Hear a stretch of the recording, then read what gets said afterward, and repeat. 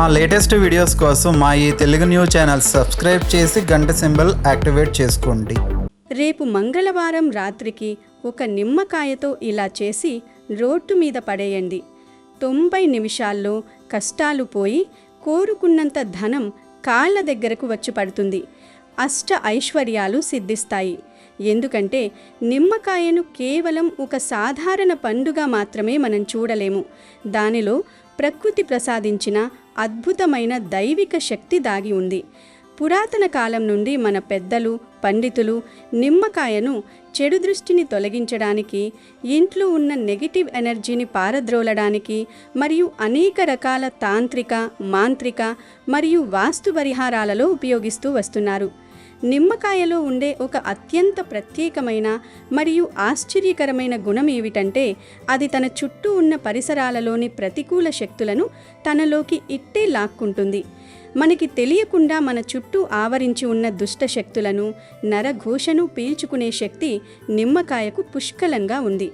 అందుకే మనం కొత్త వాహనం కొన్నప్పుడు అది ప్రమాదాలకు గురి కాకుండా ఉండాలని నిమ్మకాయలను టైర్ల కింద పెట్టి తొక్కిస్తాము. అలాగే కొత్త ఇంట్లోకి ప్రవేశించినప్పుడు లేదా ఏదైనా శుభకార్యం చేస్తున్నప్పుడు నిమ్మకాయలను ఇంటి గుమ్మానికి కడతాము. దేవాలయాలలో అమ్మవారికి, ముఖ్యంగా గ్రామ దేవతలకు, కాళికాదేవికి నిమ్మకాయల దండను ఎంతో భక్తి శ్రద్ధలతో సమర్పిస్తారు. నిమ్మకాయకు గ్రహ దోషాలను, ముఖ్యంగా రాహు, కేతు, శని దోషాల ప్రభావాన్ని తగ్గించే అపూర్వమైన శక్తి ఉంది. మన జీవితంలో ఎదురయ్యే ఎన్నో అడ్డంకులను, తీవ్రమైన ఆర్థిక ఇబ్బందులను, మానసిక ఒత్తిళ్లను దూరం చేయడంలో నిమ్మకాయ ఒక బ్రహ్మాస్త్రంలా పనిచేస్తుందని మన శాస్త్రాలు ఘంటాపథంగా చెబుతున్నాయి. మన చుట్టూ ఉన్న చెడు గాలి, చెడు చూపు, ఇతరుల ఈర్ష్య, అసూయ వంటివి ఏవైనా సరే నిమ్మకాయ ఇట్టే గ్రహిస్తుంది. అలాంటి అద్భుతమైన శక్తి ఉన్న నిమ్మకాయతో మంగళవారం పూట మనం చేసే ఒక చిన్న పరిహారం మన తలరాతనే పూర్తిగా మార్చేస్తుంది. మన జీవితంలో ఉన్న కష్టాలన్నీ ఒకే ఒక్క పరిహారంతో గాలిలోకి కరిగిపోతాయి. మరి నిమ్మకాయతో మంగళవారం నాడు ఏం చెయ్యాలో, ఆ అద్భుతమైన పరిహారం ఏమిటో, మన దరిద్రం పోయి అదృష్టం ఎలా వరిస్తుందో ఈ వీడియోలో వివరంగా తెలుసుకుందాం. ముందు ఒక పవిత్ర కథను విందాం. ఫ్రెండ్స్, ఈ వీడియోను ఎక్కడా స్కిప్ చేయకుండా చాలా శ్రద్ధగా చివరి వరకు చూసి ఇందులో చెప్పిన పద్ధతిని పాటిస్తే మీకు ఖచ్చితంగా మంచి జరుగుతుంది. మీరు కోరుకున్నది సిద్ధిస్తుంది. అయితే ఈ అద్భుతమైన పరిహారం గురించి తెలుసుకునే ముందు దయచేసి ఈ వీడియోకి ఒక లైక్ కొట్టండి. మీరు చేసే ఒక్క లైక్ మాకు ఎంతో ఉత్సాహాన్నిస్తుంది మరియు ఇలాంటి మరెన్నో ఉపయోగకరమైన విషయాలను మీ ముందుకు తీసుకురావడానికి సహాయపడుతుంది. అలాగే దైవానుగ్రహం కోసం, మీ మనసులోని కోరికలు త్వరగా నెరవేరడం కోసం, మీ కష్టాలన్నీ తొలగిపోయి మీ ఇంట్లో సిరి సంపదలు వెళ్లి విర్రాలని కోరుకుంటూ కింద ఉన్న కామెంట్ సెక్షన్లో శ్రీమాత్రే నమః అని కామెంట్ చేయండి.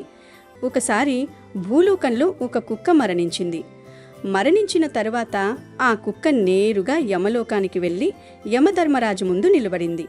యమధర్మరాజు ఆ కుక్కను చూసి చాలా ఆప్యాయంగా ఇలా అన్నాడు, "నువ్వు భూలోకంలో ఒక కుక్కలాగా పుట్టినా కూడా ఎప్పుడూ ఏ మనిషిని అనవసరంగా బాధ పెట్టలేదు, ఎవరిని కరవలేదు, ఎవరిని భయపెట్టలేదు. వీటన్నింటికీ మించి నువ్వు నిన్ను పెంచుకున్న యజమాని పట్ల ఎంతో విశ్వాసంగా, ప్రాణమిచ్చేంత నిజాయితీతో ఉన్నావు. ఇంతటి అద్భుతమైన విశ్వాసాన్ని, ప్రేమని ఈ కాలంలో మనుషులు కూడా చూపించలేకపోతున్నారు. నువ్వు భూలోకంలో చేసిన పనులకు, నీ నిజాయితీకి నేను చాలా సంతోషిస్తున్నాను.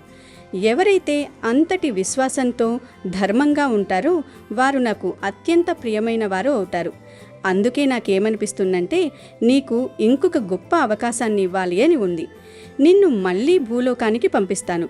కానీ ఈసారి కుక్కలాగా కాదు, ఈ సర్వ సృష్టిలోని జీవరాశులలోకెల్లా అత్యంత శ్రేష్టమైన, ఉత్తమమైన మనిషి జన్మను నీకు ప్రసాదిస్తున్నాను. ఒక మనిషిగా భూలోకానికి వెళ్ళి అక్కడ మనుషులు అనుభవించే సకల భోగభాగ్యాలను, ఆనందాలను అనుభవించు అని వరమిచ్చాడు. కానీ యమధర్మరాజు చెప్పిన ఈ మాటలు విన్న ఆ కుక్క ముఖంలో అణువంత కూడా సంతోషం కనిపించలేదు. పైగా అది చాలా విచారంగా, భయంగా ముఖం పెట్టింది. అది చూసి యమధర్మరాజు ఆశ్చర్యపోతూ, "ఏమిటిది? నేను నీకు ఇంత అద్భుతమైన ఎంతోమంది దేవతలు కూడా కోరుకునే మనిషి శరీరాన్ని ఇస్తాను అంటుంటే నీ మొహంలో ఎటువంటి సంతోషము ఉత్సాహము కనిపించడం లేదు. దీనికి కారణం ఏమిటి అని అడిగాడు. అప్పుడు ఆ కుక్క ఎంతో వినయంగా ఇలా చెప్పడం మొదలుపెట్టింది. ప్రభు, మనుషులు తమ కనీస కర్తవ్యాలను ఎప్పుడో గాలికి వదిలేశారు. మర్యాదలు, మానవత్వం అనేవి వారికసలు గుర్తులేవు. తాము మనుషులము, తోటి ప్రాణుల పట్ల దయతో ఉండాలి అనే కనీస ఇంగిత జ్ఞానాన్ని వారు పూర్తిగా మరచిపోయారు. వేదాలలో, శాస్త్రాలలో మనిషి జన్మను ఎంతో గొప్పగా వర్ణించారు. ఆ మనిషి జన్మను పొందడం కోసమే స్వర్గలోకంలో ఉన్న దేవతలు సైతం తహతహలాడుతూ ఎదురుచూస్తూ ఉంటారు అనేది నిజమే. మనిషి జన్మ అన్నింటికన్నా ఉత్తమమైనదే, అందులో ఎటువంటి సందేహం లేదు. కానీ భూలోకంలో మనుషులు చేస్తున్న స్వార్థపూరితమైన, నీచమైన కర్మలను నేను నా కళ్ళతో స్వయంగా చూశాను. అప్పటి నుండి నాకు అసలు ఈ మనిషి జన్మ అంటేనే తీవ్రమైన అసహ్యం, ఇష్టం లేని భావన ఏర్పడిపోయాయి. వారు చేసే పనులు చూస్తే నాకు వణుకు పుడుతుంది అని చెప్పింది. అప్పుడు యమధర్మరాజు కుక్కతో, నువ్వు చెప్పేదంతా సత్యమే అయితే అసలు భూలోకంలో ఏం జరుగుతోందో నేను కూడా తెలుసుకోవాలి అని అనుకుంటున్నాను. అసలు మనుషులు చేసే ఎటువంటి ఘోరమైన పనులను నువ్వు చూశావు? ఆ చెడ్డ పనులు ఏమిటి? ఎందుకు మనిషిగా జన్మించడానికి నువ్వు ఇంతలా వణికిపోతున్నావు? ఆ విషయాలు నాకు వివరంగా చెప్పు అని అడిగాడు. అప్పుడు కుక్క యమధర్మరాజుకు మనుషుల నైజాన్ని వివరించడానికి ఒక కథను చెప్పడం ప్రారంభించింది. ప్రభు, మనుషులు ఎంత స్వార్థపరులో, ఎంత అకృతజ్ఞులో చెప్పడానికి నా సొంత అనుభవాన్నే మొదటి కథగా మీకు చెప్తాను, వినండి. ఒకానొక నగరంలో ఒక ధనవంతుడైన వ్యాపారి ఉండేవాడు. ఆ వ్యాపారి దగ్గర ఎంతో విశ్వాసవంతమైన, తెలివైన పెంపుడు కుక్క ఉండేది. అది ఎప్పుడూ తన యజమానిని కనిపెట్టుకుని ఎంతో ప్రేమగా ఉండేది. కాలం ఎప్పుడూ ఒకేలా ఉండదు కదా. ఆ ధనవంతుడైన వ్యాపారికి కాలం కలిసి రాక వ్యాపారంలో విపరీతమైన నష్టాలొచ్చాయి. ఆ నష్టాల దెబ్బకి అతను పూర్తిగా పేదవాడైపోయాడు. కనీసం తినడానికి తిండి కూడా లేని దయనీయ పరిస్థితి ఏర్పడింది. ఆ స్థితిలో తన ప్రాణప్రదమైన కుక్కకు భోజనం కూడా పెట్టలేక, డబ్బుల కోసం వేరే దారి లేక అతను తన తోటి స్నేహితుడైన మరో వ్యాపారి దగ్గరకు వెళ్ళాడు. తన కుక్కను ఆ స్నేహితుడి దగ్గర తాకట్టు పెట్టి అప్పుగా 5,000 రూపాయలు తీసుకున్నాడు. మిత్రమా, నేను వ్యాపారం చేసి ఎప్పుడైతే నీ అప్పును వడ్డీతో సహా తీరుస్తానో అప్పుడు వచ్చి నా కుక్కను తిరిగి తీసుకెళ్తాను అని కన్నీళ్లతో చెప్పి కుక్కను అక్కడే వదిలేసి తను ఇంటికి వచ్చేశాడు. ఆ డబ్బులతో అతను ఒక చిన్న కొత్త వ్యాపారాన్ని ప్రారంభించి కష్టపడసాగాడు. ఇక్కడ స్నేహితుడి ఇంట్లో ఉన్న కుక్క తన యజమాని కోసం ఎదురుచూస్తూనే ఆ కొత్త ఇల్లు, దుకాణం దగ్గర కూడా ఎంతో నమ్మకంగా కాపల కాస్తూ ఉండేది. కొన్ని నెలల తరువాత ఒకరోజు రాత్రి ఆ రెండవ వ్యాపారస్తుని దుకాణంలో ఒక పెద్ద దొంగతనం జరిగింది. ఒక దొంగ లోపలికి చొరబడి దుకాణంలో ఉన్న విలువైన సామాన్లు, డబ్బు, నగలు అన్నింటినీ మూటగట్టుకొని దొంగిలించాడు. ఆ సమయంలో నిద్రపోతున్న కుక్కకు అలికిడి వినిపించి దొంగతనం జరుగుతోందని గ్రహించింది. అది ఏమాత్రం భయపడకుండా దొంగను వెంబడించింది. దొంగ చీకట్లో పారిపోతుంటే అతనికి తెలియకుండా వెనకాలే వెళ్ళి ఆ దొంగ ఆ సామాన్ల మూటను అడవిలో ఒక రహస్య ప్రదేశంలో గొయ్యి తీసి పూడ్చిపెట్టడం కళ్ళారా గమనించింది. అదంతా చూసిన తరువాత కుక్క నిశ్శబ్దంగా ఇంటికి వచ్చేసింది. మరుసటి రోజు ఉదయాన్నే ఆ వ్యాపారి నిద్రలేచి తన దుకాణాన్ని తెరిచి చూసేసరికి సర్వం కొల్లగొట్టబడి ఉంది. తన జీవితకాల సంపాదన అంతా పోవడంతో అతను, అతని కుటుంబ సభ్యులు గుండెల విసేలా ఏడవడం ప్రారంభించారు. ఆ సమయంలో ఆ కుక్క పదే పదే వెళ్ళి ఆ వ్యాపారి బట్టలు పట్టుకుని బయటకు లాగుతూ, అరుస్తూ తన వెంట రమ్మని సైగలు చేసింది. అది గమనించిన ఒక స్నేహితుడు, మిత్రమా, ఈ కుక్క ప్రవర్తన చూస్తుంటే దీనికి దొంగతనం గురించి ఏదో తెలిసినట్లుంది, దీని వెనకాలే వెళ్ళి చూద్దాము అని సలహా ఇచ్చాడు. ఆ వ్యాపారస్తుడు గ్రామస్తులను వెంట పెట్టుకుని కుక్క వెనకాలే వెళ్ళాడు. ఆ కుక్క వారిని దొంగ సామాన్లు దాచిన అడవిలోని ప్రదేశానికి తీసుకుని వెళ్ళి తన కాళ్లతో అక్కడ మట్టిని తవ్వడం ప్రారంభించింది. వారు అక్కడ భూమిని తవ్వగా దొంగిలించబడిన ధనం, సామాన్లు ఉన్న మూటలన్నీ భద్రంగా కనిపించాయి. పోయిందనుకున్న సంపాదన అంతా తిరిగి ₹1 కూడా పోకుండా లభించడంతో ఆ వ్యాపారి పట్టరాని సంతోషంతో కుక్కను హత్తుకున్నాడు. సంతోషంగా ఇంటికి వచ్చిన తర్వాత ఆ వ్యాపారి ఒక తెల్ల కాగితంపై, మిత్రమా, నీ కుక్క చూపించిన విశ్వాసం వల్ల నా జీవిత సంపాదన అంతా తిరిగి లభించింది. అందుకే నువ్వు నా దగ్గర తీసుకున్న 5,000 రూపాయల అప్పును పూర్తిగా రద్దు చేస్తున్నాను. నీ రుణం తీర్చుకున్నందుకు నీ కుక్కను నీ దగ్గరికే పంపిస్తున్నాను. బహుమతిగా మరో 5,000 కూడా వేరే మనుషుల ద్వారా పంపుతున్నాను అని రాసి ఆ కాగితాన్ని మడతపెట్టి కుక్క నోట్లో పెట్టి దాని అసలు యజమాని వద్దకు పంపించివేశాడు. ఆ కుక్క ఎంతో సంతోషంగా తన యజమాని తనను చూసి గర్వపడతాడని ఆశతో పరుగుతీసింది. కానీ అక్కడ కుక్క తిరిగి రావడం దూరం నుండే చూసిన ఆ మొదటి యజమాని మనసులో భయం, స్వార్థం పుట్టుకొచ్చాయి. అరెరే, అప్పు తీర్చలేదని కోపంతో నా స్నేహితుడు కుక్కను వెనక్కి పంపించేసినట్టున్నాడు. నా దగ్గరిప్పుడు డబ్బులు లేవు. నేను గనక ఇప్పుడు ఈ కుక్కను చంపేస్తే నా వ్యాపారస్తుడికి నా ఇల్లు ఎక్కడుందో తెలియదు, నా అప్పు బాధ కూడా తప్పుతుంది అని కిరాతంగా ఆలోచించాడు. వెంటనే ఒక పదునైన కత్తిని తీసుకొని వచ్చి దొడ్డిగుమ్మం వెనక దాక్కున్నాడు.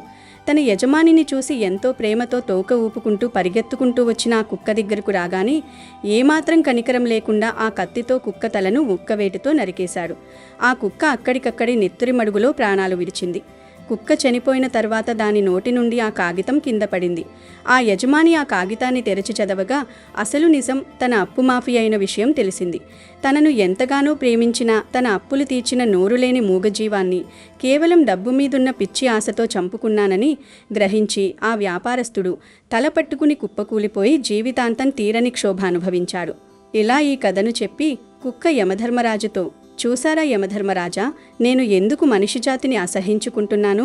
మనుషులు తమ స్వార్థం కోసం, డబ్బు కోసం తమ సొంత వాళ్లను కూడా చంపుకునేంత కిందకైనా దిగజారుతారు. వాళ్లలో కృతజ్ఞత అనేది ఉండదు అని ఆ కుక్క కన్నీళ్లతో చెప్పింది. ఆ తరువాత కుక్క కొద్దిగా ఆగి మళ్లీ యమధర్మరాజుతో ఇలా అంది, ప్రభు, మనుషులు కేవలం స్వార్థపరులే మాత్రమే కాదు. వారిలో నీతి నియమాలు అనేవి కేవలం మాటలకే పరిమితం. వారు తమ ధర్మం పైన ఎప్పుడూ కూడా స్థిరంగా నిలబడరు. వారికి ఎదురుగా ఏదైనా మంచి విలువైన వస్తువులు కనిపించినా, అందమైన స్త్రీలు కనిపించినా, ధనపిచ్చి పట్టుకున్నా వెంటనే వారు తమ నియమాలను, కట్టుబాట్లను, భక్తిని అన్నీ పక్కన పెడతారు. దైవభక్తి ముసుగులో ఉన్న మనుషుల బుద్ధి ఎంత వంకరగా ఉంటుందో చెప్పడానికి నా కళ్ళారా చూసిన మరొక కథను మీకు చెప్తాను, వినండి. ఒక నగరంలో ఒక పెద్ద కోటీశ్వరుడైన సేటు ఉండేవాడు. అతనికి దేవకన్య లాంటి అందమైన కూతురుండేది. ఆమె పెళ్ళీడుకు రావడంతో ఆమె భవిష్యత్తు ఎలా ఉంటుందో తెలుసుకోవాలని సేటు ఊరి చివరనున్న ఒక సాధుబాబా దగ్గరకు వెళ్ళాడు. ఆ సాధువు పైకి పవిత్రుడిగా నటిస్తూ నిజం చెప్పాలంటే చేతిరేఖలు చూస్తేనే భవిష్యత్తు చెప్పగలనని సేటు ఇంటికి వచ్చాడు. సేటు ఎంతో భక్తితో ఆరాధించి తన కూతురుని బాబా ముందుకు తీసుకొచ్చాడు. ఆమె అద్భుత సౌందర్యాన్ని చూడగానే ఆ బాబా మనసులో కామం, కుటిల బుద్ధి పుట్టాయి. ఎలాగైనా ఆమెను దక్కించుకోవాలని ఒక పన్నాగం పన్నాడు.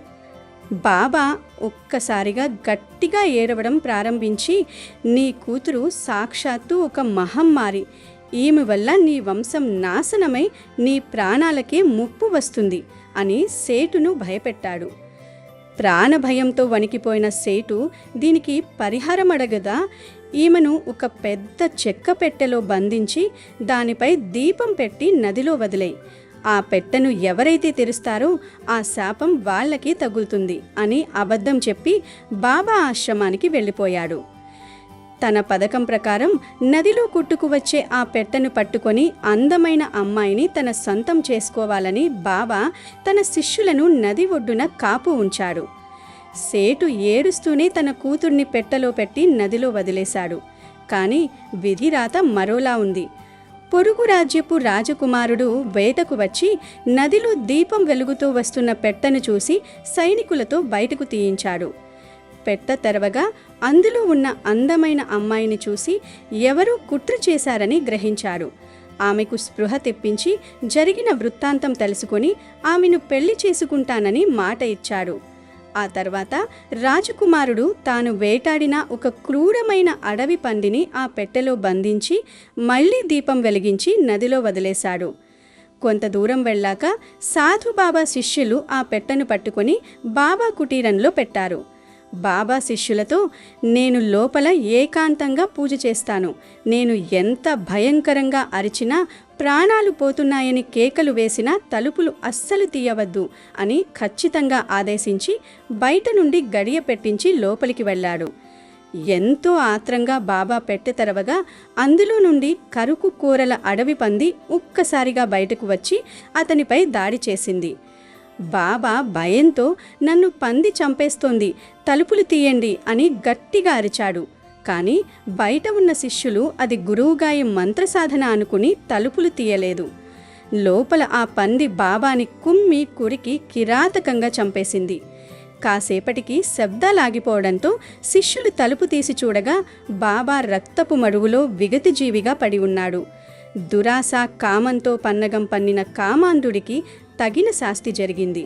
ఇలా కథ చెప్పిన కుక్క, చూసారా యమధర్మరాజా, పవిత్రమైన సాధువు వేషంలో ఉన్న ఆ కామాంధుడు తన మరణానికి తానే కారణమయ్యాడు. ఆ పిచ్చి సేటు ఎంత నమ్మకంతో భక్తితో ఆ సాధుబాబాని సహాయం అడిగాడు. కానీ ఆ సాధుబాబా కామం కళ్ళు కప్పి ఆ ధనవంతుడికి ఎంత పెద్ద ద్రోహం, ఎంత చెడు చేయాలి అని కుట్ర పన్నాడు.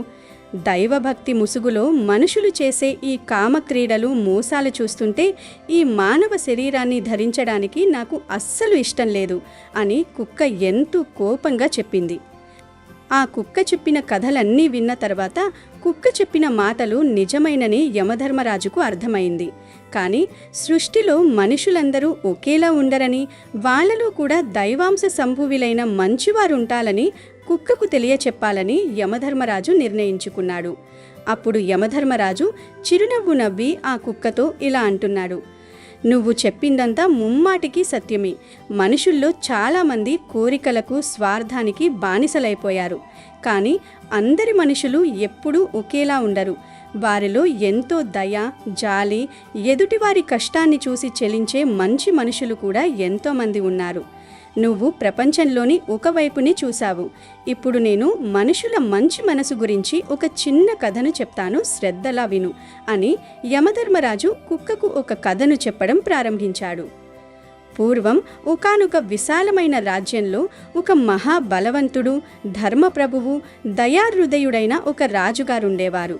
ఆ రాజుగారికి ఒక గొప్ప నియమం ఉండేది.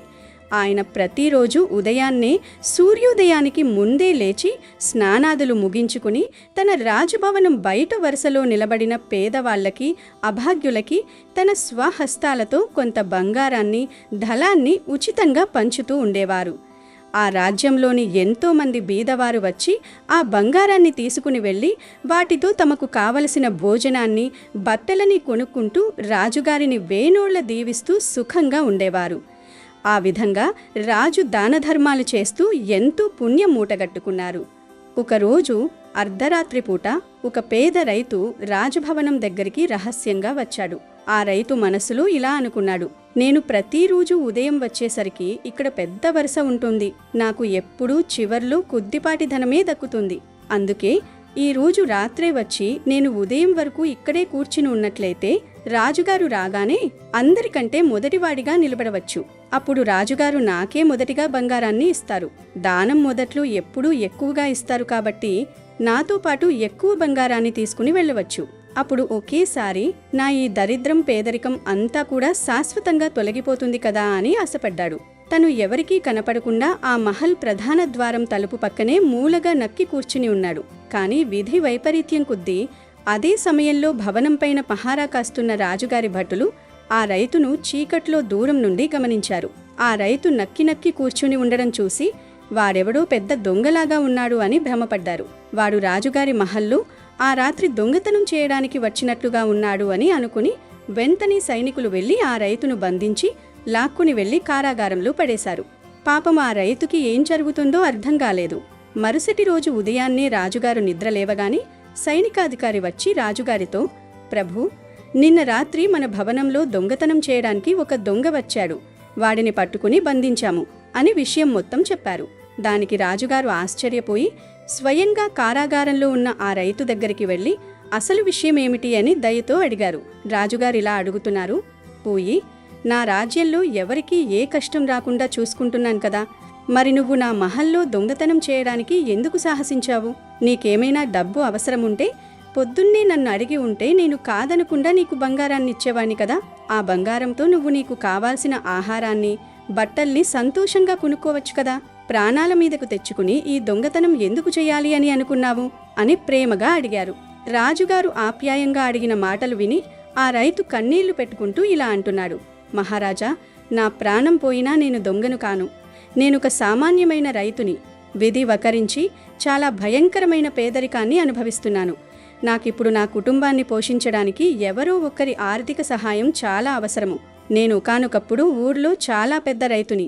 అందరికీ అన్నం పెట్టే వ్యవసాయం, వ్యాపారం చేశాను.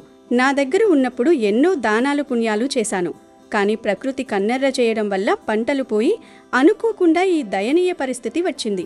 మహారాజా, నన్ను నమ్మండి, నేను ఏ దొంగతనానికి రాలేదు. నేను నిన్న రాత్రి ఎందుకు వచ్చానంటే, నేను ఉదయాన్నే మీరు బయటికి వచ్చేసరికి దానం తీసుకునే లైన్లో అందరికంటే మొదటివాడిగా ఉన్నట్లయితే రాజుగారు నాకు ఎక్కువ బంగారాన్ని ఇస్తారు అనే ఆశతోనే వచ్చాను. నేను ఏదైతే చెప్తున్నానో అదంతా కూడా అక్షరాలా నిజమే అని ఏడుస్తూ తన దీనగాథను వివరించాడు. రైతు నిజాయితీగా చెప్పిన మాటలు విని రాజుగారి హృదయం కరిగిపోయింది. వెంటనే రాజుగారు తన సిపాయిలను పిలిచి ఆ రైతుని వదిలిపెట్టమని, అతనికి బేడీలు విప్పమని చెప్పారు.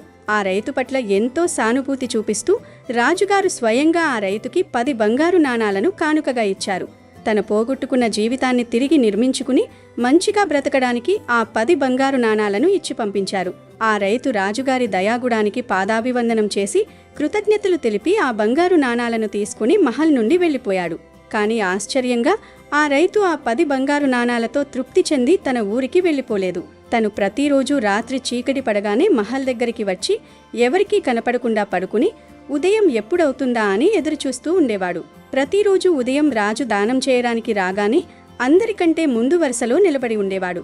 రాజు ప్రతిరోజు అతన్ని చూస్తూ నవ్వుతూ అతనికి ఒక 10 బంగారు నాణాలను దానంగా ఇస్తున్నాడు. ఆ విధంగా చాలా నెలల పాటు ప్రతిరోజు ఆ రైతు వచ్చి 10 బంగారు నాణాలను తీసుకుని వెడుతున్నాడు. ఒకరోజు రాజుగారికి విపరీతమైన సందేహం వచ్చి ఆ రైతుని దగ్గరకు పిలిచి అడుగుతున్నారు, ఓయీ రైతు, నేను నీకు ఎన్ని వందల బంగారు నాణాలు ఇచ్చినా కూడా నీకు ఇంకా తృప్తి తీరలేదా? ప్రతిరోజు నా మహల్కి ఎందుకు వస్తున్నావు? నాకు తెలిసి నేను ఇప్పటి వరకు నీకిచ్చిన బంగారంతో నీ పేదరికం పూర్తిగా తొలగిపోయి ఉంటుంది. నువ్వు ఇక జీవితంలో ఎప్పుడూ ఆకలితో ఉండవలసిన అవసరం లేదు. ఒక గొప్ప జమీందారులా బతకవచ్చు. అయినా ఇంకా ఎందుకు ఇలా ప్రతిరోజు వస్తున్నావు అని ప్రశ్నించాడు. అప్పుడా రైతు 2 చేతులు జోడించి కన్నీళ్లతో ఇలా అంటున్నాడు, లేదు మహారాజా, నేను నా స్వార్థం కోసం ఈ ధనాన్ని తీసుకోవడం లేదు. నేను అచ్చం మీలాంటి గొప్ప దానకర్ణుణ్ణి అవ్వాలి అని అనుకుంటున్నాను అని అన్నాడు. అప్పుడు రాజు ఆశ్చర్యంగా అడుగుతున్నాడు, ఓహో, నువ్వు నా అంతటి వాడివై అయినట్లయితే నువ్వు కూడా నీ చుట్టుపక్కల ఉన్న పేదలకు ఈ విధంగా దానధర్మాలు చేస్తూ సహాయాన్ని చేయగలవా అని అడిగాడు. అప్పుడా రైతు ఎంతో చేతులు జోడించి దృఢ నిశ్చయంతో అంటున్నాడు, అవును మహారాజా, నేను కనుక మీలాగా ధనవంతుడినైనట్లయితే ఆ ధనంతో నా ఊరిలోనే కాదు, మన రాజ్యంలో ఉన్న పేదరికాన్ని మొత్తాన్ని కూడా సమూలంగా తొలగిస్తాను. ఎవరికీ ఏ కష్టం రాకుండా చూసుకుంటాను అని మాటిచ్చాడు. ఆ రైతు చెప్పిన నిస్వార్థమైన మాటలకు రాజు చాలా ప్రభావితం చెంది ఎంతో సంతోషించాడు. తనలాగా ఆలోచించే ఒక మంచి మనిషి తనకు దొరికాడని ఆనందపడ్డాడు. వెంటనే రాజుగారు తన మంత్రులను పిలిపించి శాసనం రాసి తన రాజ్యంలోని సగం రాజ్యాన్ని ఆ రైతుకి పాలించడానికి ఇచ్చేశారు. రాజు కోశాగారంలో ఉన్న సగం ధనాన్ని కూడా ఆ రైతుకే ఇచ్చేశారు. ఓ మిత్రమా, నువ్వు నాకు ఒక్క మాట ఇవ్వు. ఈ సగం రాజ్యంతో, ధనంతో నువ్వు ఎప్పుడూ ప్రజల కష్టసుఖాలు చూస్తూ అవసరమున్న ప్రతి ఒక్కరికీ సహాయకంగా ఉంటానని నాకు మాట ఇవ్వు అని అడిగారు. రాజుగారు అడిగిన మాటను శిరసావహించి ఆ రైతు అర్ధరాజ్యాన్ని, సగం ధనాన్ని ఎంతో బాధ్యతగా స్వీకరించాడు. ఆ రోజు నుండి ఆ రైతు తన పరిధిలోని ప్రజల కష్టాలన్నీ తీరుస్తూ ఎంతో దానధర్మాలు చేస్తూ మహారాజు నమ్మకాన్ని నిలబెట్టి ప్రజాదరణ పొందిన ఉత్తమ పాలకుడిగా కీర్తించబడ్డాడు. ఇలా కుక్కకు కథ వివరిస్తూ యమధర్మరాజు అంటున్నాడు, చూసావా ఓ మూగజీవి, అలా చాలా సంవత్సరాలు గడిచేసరికి ఆ రైతు తన తెలివితేటలతో, ధర్మబద్ధమైన పరిపాలనతో ఇంకా గొప్ప ధనవంతుడైపోయాడు. రాజుగారి దగ్గర నుండి పొందిన ధనం ద్వారా తను వ్యవసాయాన్ని, వ్యాపారాన్ని అభివృద్ధి చేసి ఇంకా చాలా ధనాన్ని సంపాదించాడు. కానీ అతను తన గతాన్ని మర్చిపోలేదు. రాజుగారి కంటే ఎక్కువగా, ఇంకా ఎంతో ఉదారంగా తన రాజ్యంలోని పేదవారికి ధనాన్ని, భూములను పంచడం ప్రారంభించాడు. ప్రతి ఒక్కరికి ఉపాధి కల్పించాడు. రాజుగారు ఆ రైతు చేస్తున్న ఈ మహాకార్యాల గురించి విని అతని కీర్తి ప్రతిష్టలను చూసి చాలా సంతోషించారు.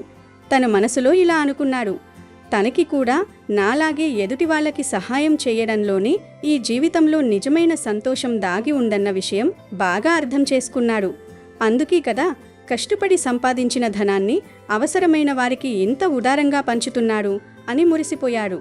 ఆ తరువాత ఆ రాజుగారు ఆ రైతులిద్దరూ అన్నదమ్ముల్లా కలిసి ఆ విశాల రాజ్యంలో ఉన్న మొత్తం పేదరికమంతటినీ కూడా శాశ్వతంగా తొలగించారు.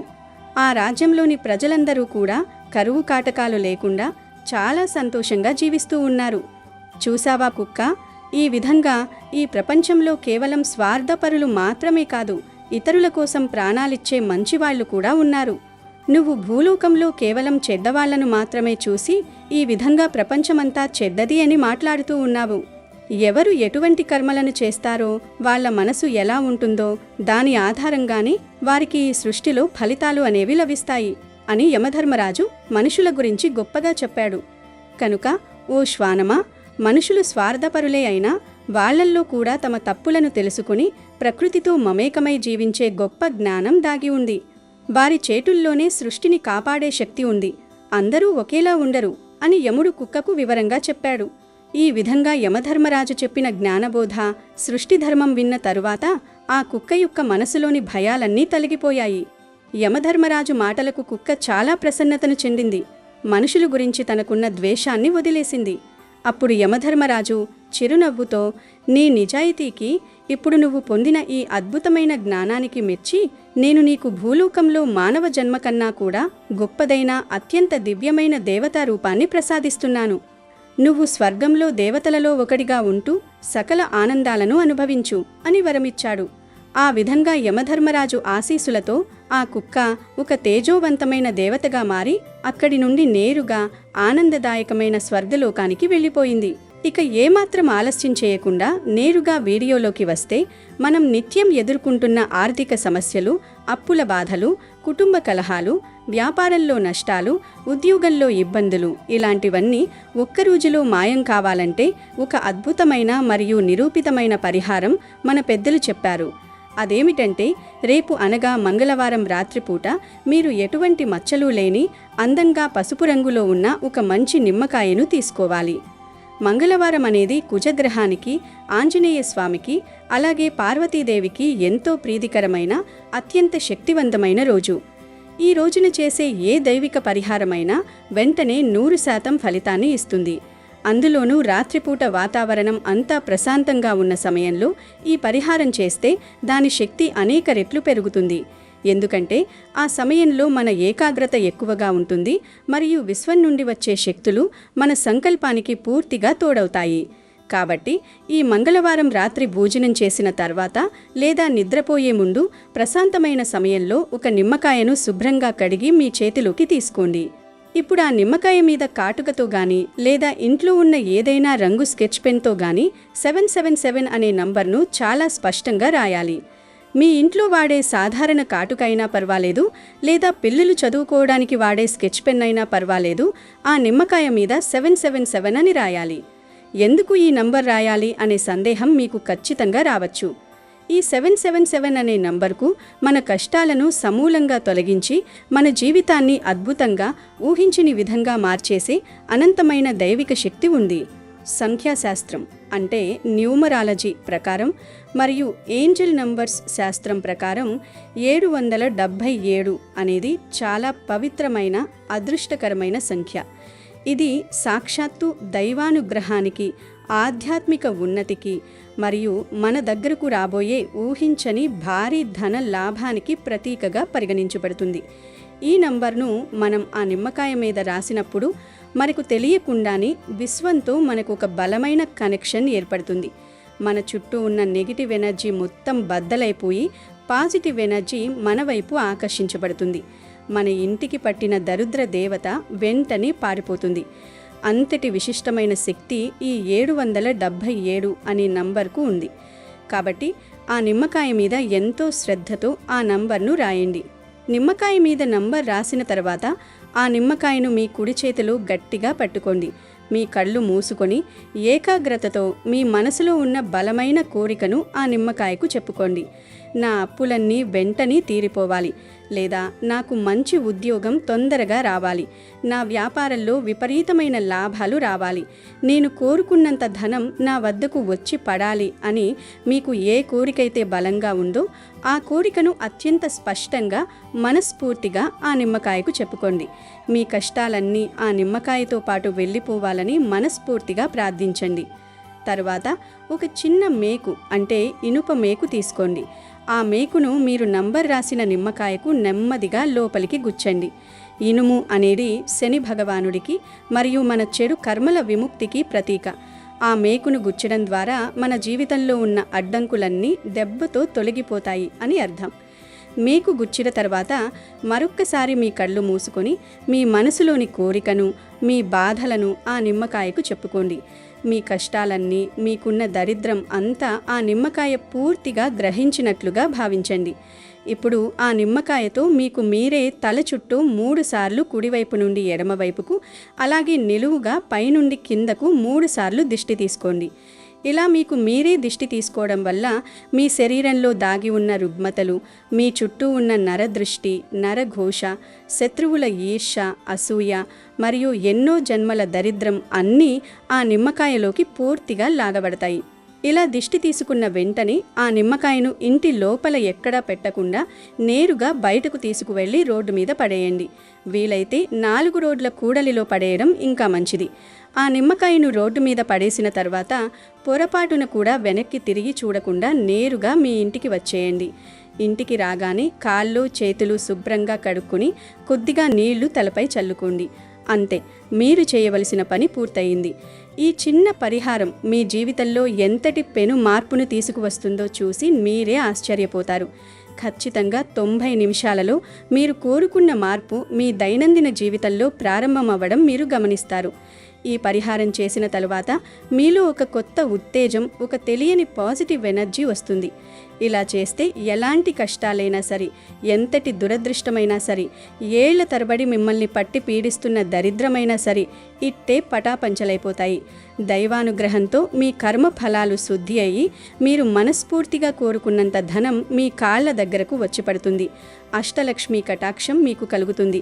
మీరు మొదలుపెట్టిన ప్రతి పనిలో విజయం లభిస్తుంది మరియు మీ ఇల్లు సిరి సంపదలతో తులతూగుతుంది.